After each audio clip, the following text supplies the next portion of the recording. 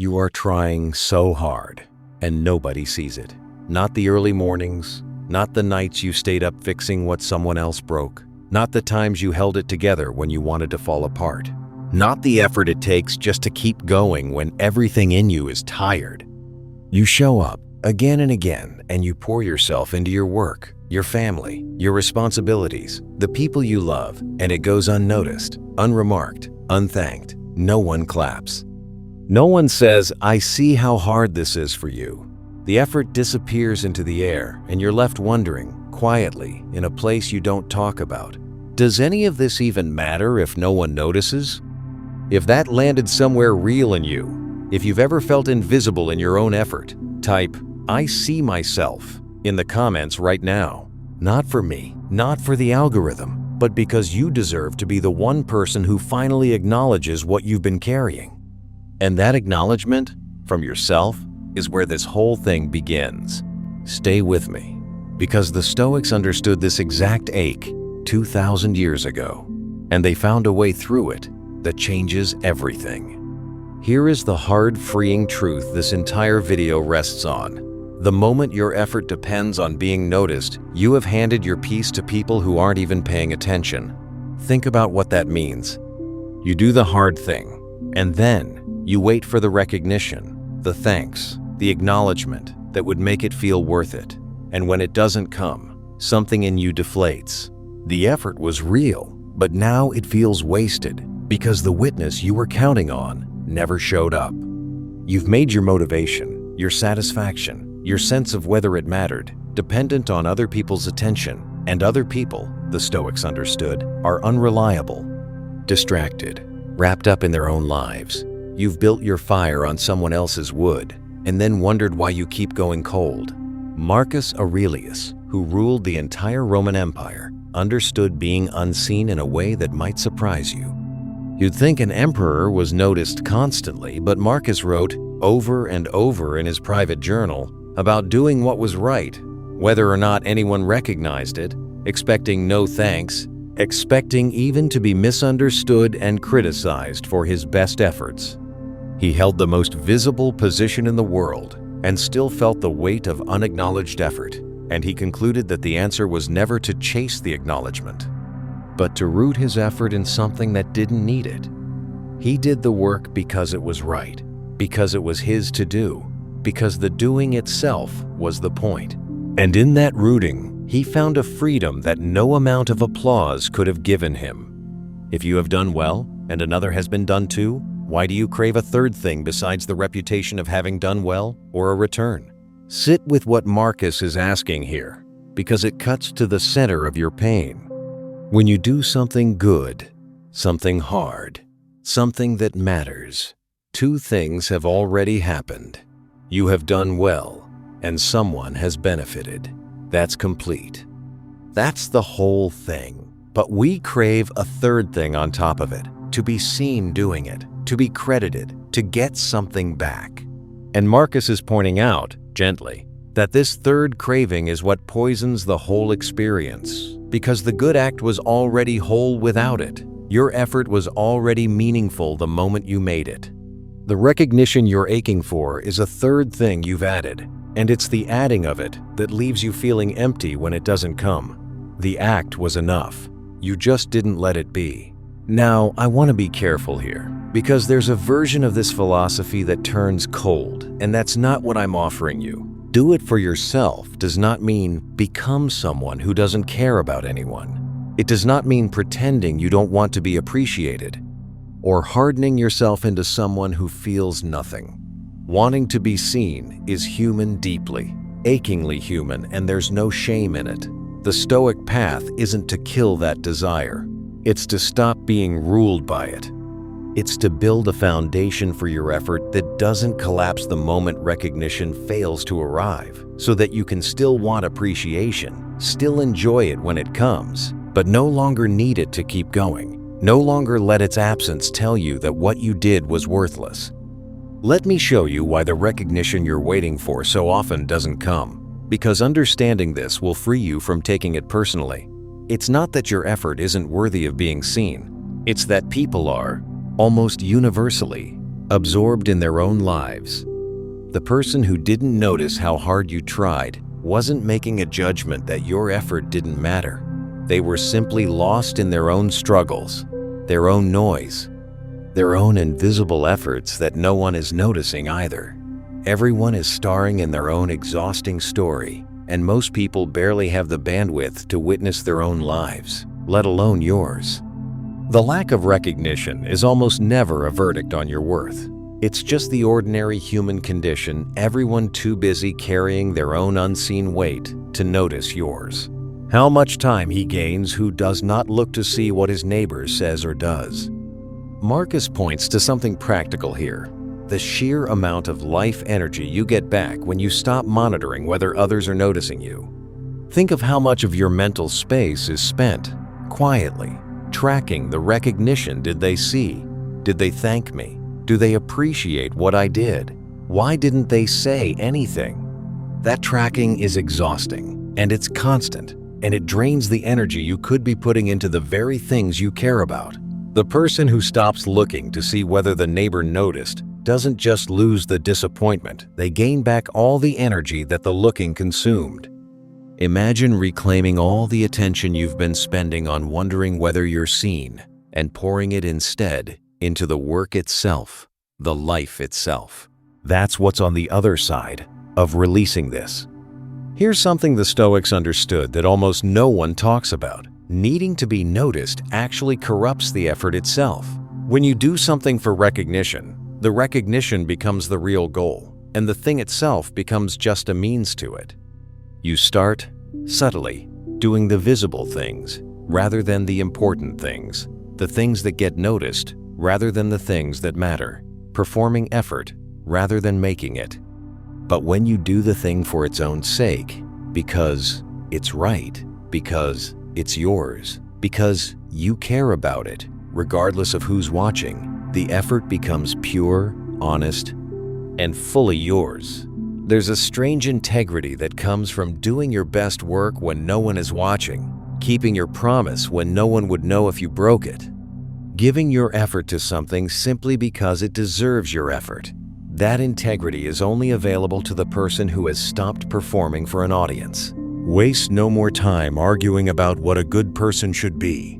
Be one. There's a quiet power in this line that speaks directly to the person exhausted from unrecognized effort. The recognition seeker is, in a sense, always arguing for their own goodness, always trying to get others to see and acknowledge their effort, to certify that they're trying hard, that they're good, that they matter. But Marcus points to something freer. Just be it. Stop needing the world to certify your goodness through its recognition, and simply be good. Do the work, live the effort, and let that be its own quiet truth, whether or not anyone confirms it. You don't need a witness to be who you are. The effort you make in the dark, unseen, is no less real than the effort applauded in the light. In fact, it might be more real because it's yours alone, uncorrupted by anyone's watching. Now let me take you deeper into the loneliest part of this, because I don't want to skip past it. There's a specific grief in being the one who always tries hard and is never quite seen, especially when you're the strong one, the reliable one, the one who holds things together. When you're that person, your effort becomes expected, invisible precisely because it's so consistent.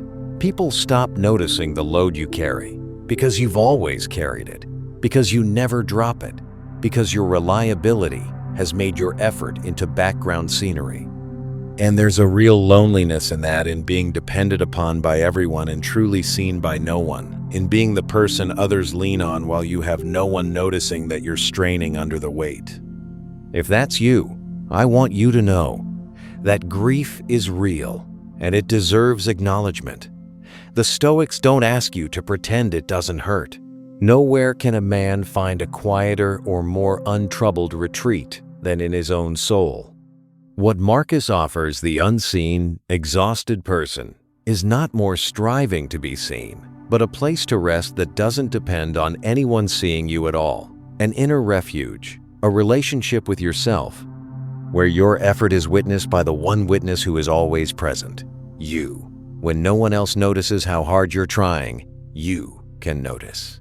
When no one else acknowledges the weight you carry, you can acknowledge it. When no one else sees your effort, you can retreat into your own soul, where the effort is fully known, fully witnessed, fully honored by you. This isn't a consolation prize for lacking external recognition. It's the discovery that the recognition you most needed was always available, from the one person who was always there, if you'd only learned to give it to yourself.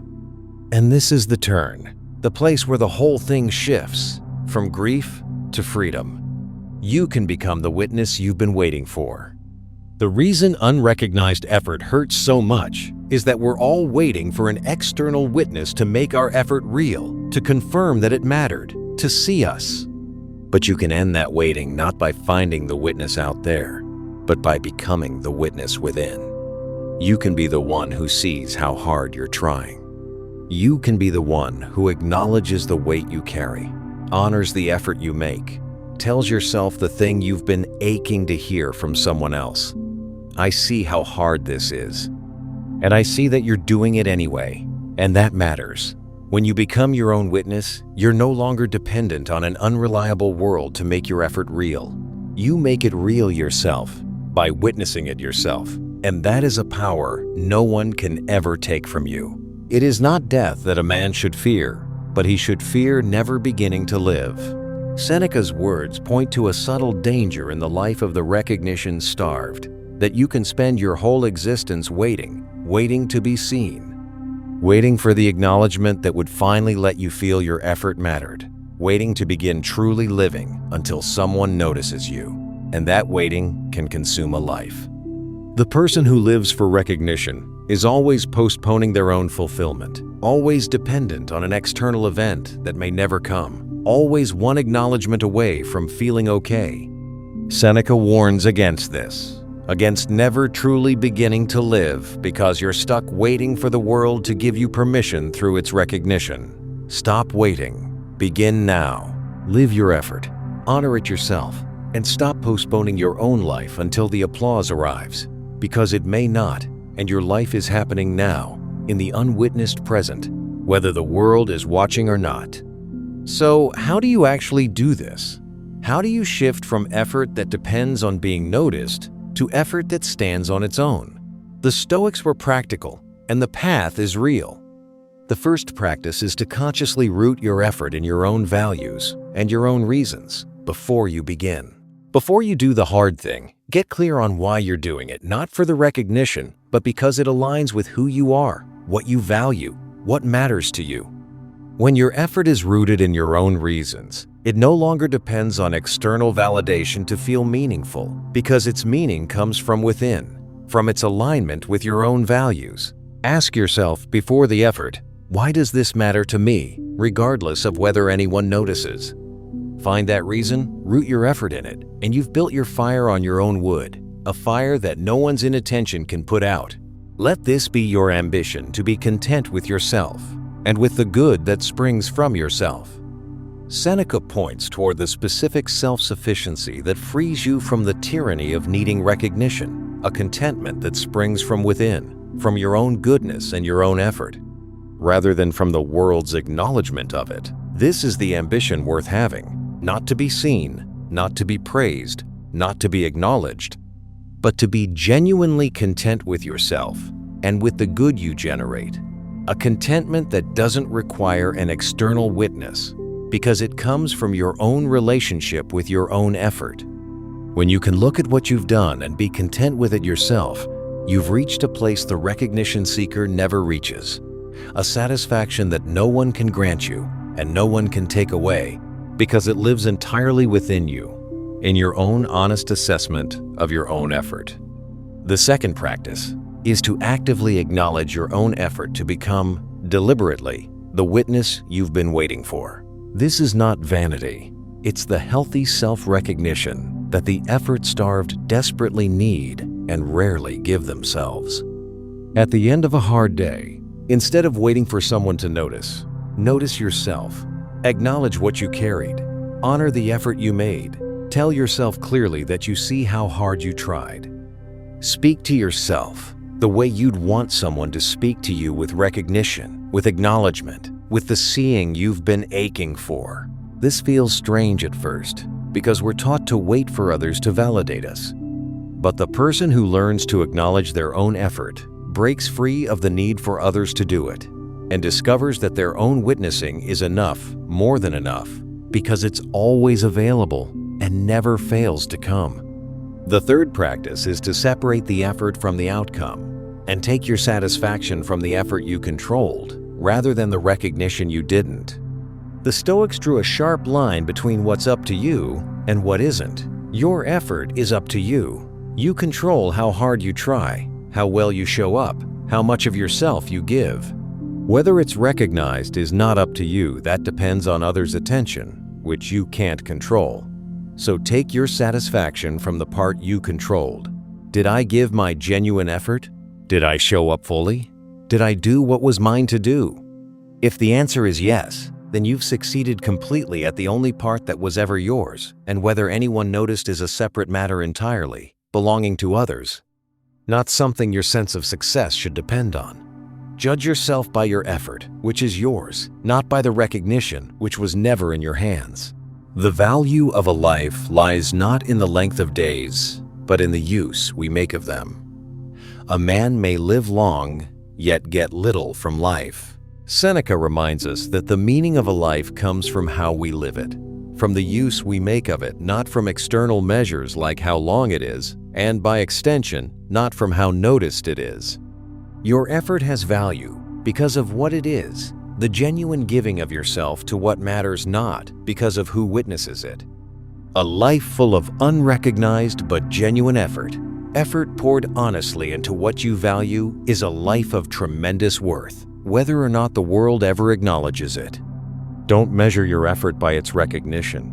Measure it by its genuineness, its alignment with your values, the honest use you made of yourself. By that measure, the only measure that actually matters, your unseen effort, has been valuable all along. The fourth practice, and the deepest, is to find the reward inside the effort itself, rather than in anything that comes after it. The recognition seeker locates the reward outside the effort, in the acknowledgement, the thanks, the being seen, and so the effort itself becomes just a means to that external reward. But there's a profound shift available. To find the reward within the effort itself. There is a satisfaction in doing something well, a quiet fulfillment in giving your genuine effort, a rightness in doing what's yours to do, and this reward is available in the doing itself, regardless of what comes after. When you learn to find the reward inside the effort, to feel the satisfaction of the work itself, the integrity of showing up fully, the quiet rightness of genuine effort, you become independent of all external reward because you're being rewarded in the very act of trying. The effort stops being a means to recognition and becomes its own reward, complete in itself, needing nothing added. Here is what the Stoics ultimately understood and what I want you to carry out of all of this. The recognition you've been aching for, the acknowledgement of how hard you're trying, was never going to come reliably from the outside, because the outside is distracted, self-absorbed, and unreliable. But it can come, fully and always, from within. You can become the witness to your own effort. You can root your trying in your own values, acknowledge it with your own recognition, take your satisfaction from the effort you controlled, and find the reward inside the doing itself.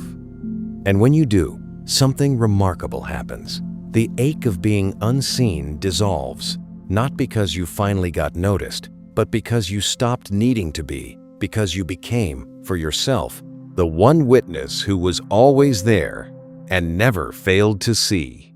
And this is not a lonelier way to live, though it might sound that way at first. It's actually a freer and more peaceful one.